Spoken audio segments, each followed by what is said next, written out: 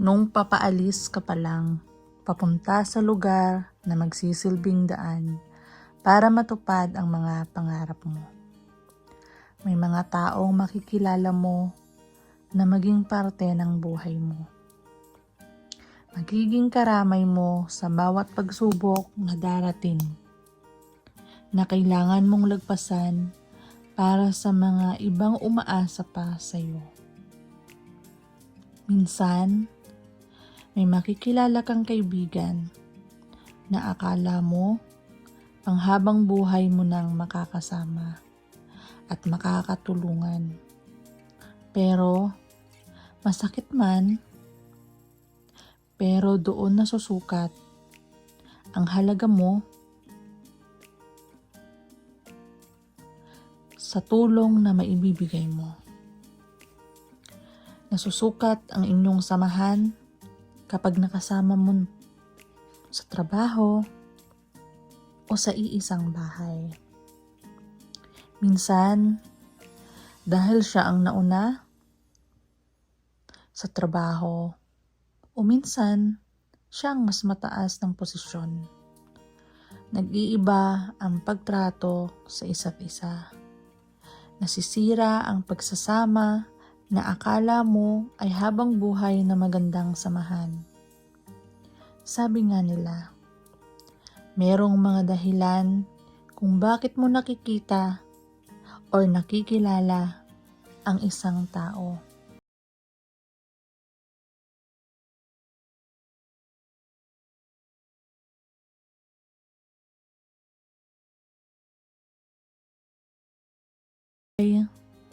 Meron ding mga kapamilya na pilit kang sinisira, binababa, at higit sa lahat, sila ay natutuwa kapag ikaw ay nahihirapan.